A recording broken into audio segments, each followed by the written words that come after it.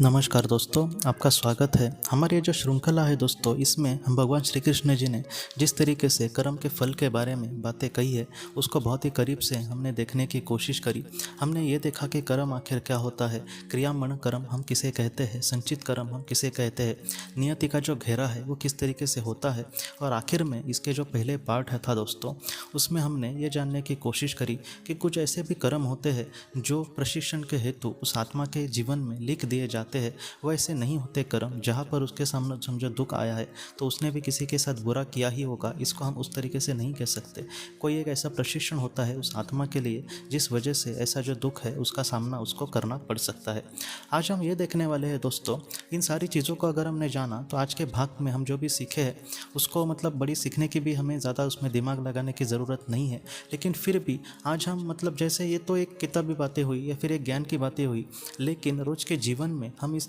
सारी चीज़ों को किस तरीके से और किस आसान भाषा में हम समझने की कोशिश करें, इसके लिए आज का ये भाग है दोस्तों। आज हम ये जानने वाले हैं कि जैसे हम अपने जीवन को जीते हैं तो हम बहुत सारे ऐसे लोगों को देखने की कोशिश करते हैं कि जहाँ पर कोई एक अच्छा इंसान होता है और उसके जीवन में बहुत ही ज़्यादा दुख आते हैं, और ऐसे भी हम लोगों को देखते हैं जो बहुत ही ज़्यादा बुरे हैं लेकिन फिर भी उनके सामने मतलब सारी चीज़ें होती है, एक बहुत ही अच्छी और मज़े की ज़िंदगी वो जीते हैं। तो इन सारी चीज़ों को हम जब देखते हैं तो हम बहुत ही ज़्यादा पीड़ा में आ जाते हैं कि हे भगवान, तुमने ऐसी एक दुनिया बनाई जहाँ पर तुमने कहा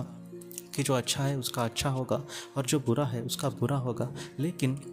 इस दुनिया में तो कुछ और ही होते हुए हमें दिखाई देता है। तो इसके पीछे का दोस्तों ये जो हमने अब तक कर्म की चीज़ें देखी है उसमें ही हमें जवाब ढूंढने की कोशिश करनी होगी। अगर कोई एक बुरा इंसान है दोस्तों और उसके जीवन में कुछ अच्छा हो रहा है तो इसका मतलब ज़्यादातर इसके दो ही कारण होते हैं। एक तो किसी एक जीवन में उसने बहुत ही कुछ अच्छा किया होगा, उसके फल के हेतु उसका आज का जो जीवन है वो बहुत ही मज़े में वो जी रहा है, या फिर हो सकता है कि उसके जो मतलब आत्मा है उसने कहीं ना कहीं इस जीवन को कुछ इस तरीके से चयन किया है कि जहाँ पर उसके सामने ऐसे सुख आएंगे और उस सुख का जो इस्तेमाल है वो अच्छे काम के लिए करेगा। इस तरीके से उसके आत्मा ने चयन किया होगा, ऐसा उसके सामने हम कह सकते हैं। और एक ऐसा इंसान कि जो बहुत ही अच्छा है लेकिन फिर भी उसके साथ सब कुछ बुरा ही होता जा रहा है, तो इसका कारण भी इस तरीके से हो सकता है दोस्तों कि किसी एक जीवन में उसने मतलब ऐसे ही किसी को दुख दिया होगा और इस वजह से उसके सामने आज ये दुख आ रहा है। या फिर हो सकता है कि ऐसे जो दुख है उसका उसके कर्म बंधन से कोई भी रिश्ता नहीं है। हो सकता है कि उसने अपने जीवन में सारे ही जीवन में समझो कुछ अच्छा भी किया होगा,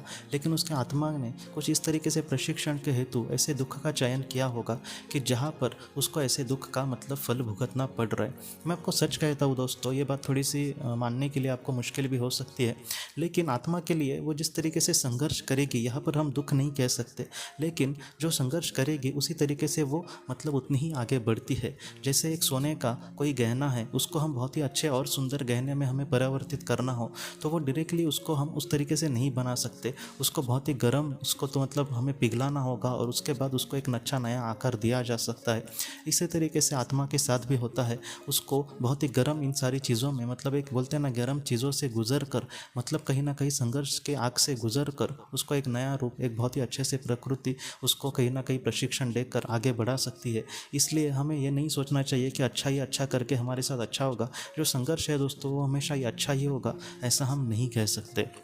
अगर हम उदाहरण ले भगवान श्री राम जी का, तो उनके भी जीवन में अगर आप देखेंगे तो संघर्ष ही संघर्ष था। आखिर तक उनके जीवन में एक खुशहाल ज़िंदगी उनको नहीं मिली, उनके जो करीबी थे वो भी उनसे दूर चले गए। लेकिन फिर भी दोस्तों हम ये जो कहानी है या फिर भगवान श्री राम जी के जीवन से हम ये सीखते हैं कि हमारे जीवन में सब कुछ अच्छा ही होगा, इस तरीके से हमें नहीं सोचना। हमारे आत्मा के लिए, समाज के लिए, हमारे आत्मा के मोक्ष के लिए, हमारी जो आत्मा के लिए बहुत ही ज़्यादा महत्वपूर्ण बातें हैं उसके लिए बहुत बार ऐसे जो दुख है उसका सामना हमें करना पड़ सकता है। इसलिए हम इन सारी चीज़ों से मतलब दुखी ना हो, जितना हो सके उन सारी मतलब बुरी चीज़ में भी कुछ अच्छा ढूंढ कर हम अगर जीवन में आगे बढ़ेंगे तो उसका जो सार्थक है वो हम जीवन का कर पाएंगे। तो आज के इस भाग को मुझे आपके सामने यही इसलिए मतलब ज़्यादा लाना महत्वपूर्ण लगा क्योंकि हम इन सारी चीज़ों को बहुत ही अच्छे से समझें, बहुत ही अच्छे से जानें और हमारे जीवन में कुछ अच्छा कार्य करने की कोशिश करें। क्योंकि आज भी हम देखते हैं तो हम दूसरों पर ही ज़्यादातर ध्यान देने की कोशिश करते हैं कि वो कितना बुरा है लेकिन उसका कितना अच्छा है तो मैं भी ऐसा ही कुछ करूँगा। ऐसे हमें नहीं सोचना।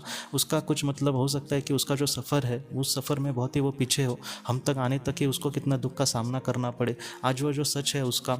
वो हमेशा वही सच नहीं रहने वाला। इसलिए जितना हो उसके दोस्तों अच्छे कर्म से अगर हम आगे बढ़ेंगे, स्थित प्रज्ञता से आगे बढ़ेंगे, तो हम मोक्ष की गति के लिए या फिर मोक्ष तक बहुत ही जल्दी से पहुंच सकते हैं दोस्तों। तो दोस्तों अगले भाग में हम इसको और भी ज़्यादा करीब से कर्म को देखने की कोशिश करेंगे, और इन सारे भागों को मैं यही कहना चाहता हूँ कि आप बहुत ही ज़्यादा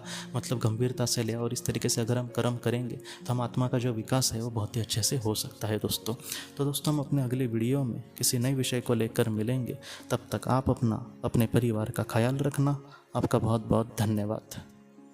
की रोशनी ये एक कंसल्टेंसी है जो ऐसे लोगों को मदद करने की कोशिश करती है जिन्होंने किसी अपने को खोया है, या फिर जो लोग अपने जीवन में बहुत ही ज़्यादा दुखी है। जो लोग इस संस्था के साथ जुड़ते हैं उन्हें पास्ट लाइफ रिग्रेशन की ऑडियोज़ भेजी जाएगी, जिससे घर बैठे वह पास्ट लाइफ रिग्रेशन का अभ्यास कर सकते हैं, और उन्हें 5 मेडिटेशन ध्यान की भी ऑडियोज़ भेजी जाएगी। और इसके साथ साथ उन्हें PDF किताबें भेजी जाएंगी जो हिंदी और अंग्रेज़ी में है, जो मोबाइल पर या फिर लैपटॉप पर आप उसे पढ़ सकते हैं, और 10 ऑडियो बुक्स भी आपको भेजी जाएंगी। तो दोस्तों अगर आप इस संस्था के साथ जुड़ना चाहते हैं तो कृपया इस नंबर पे व्हाट्सएप मैसेज करें। आपका बहुत बहुत धन्यवाद।